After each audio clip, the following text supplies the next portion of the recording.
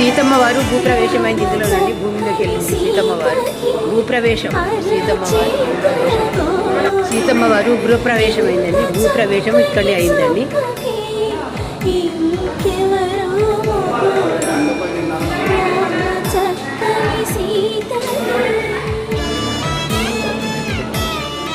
సీతమ్మ వారు భూప్రవేశం ఇక్కడే భూప్రవేశమైంది ఇక్కడ సీతమ్మ.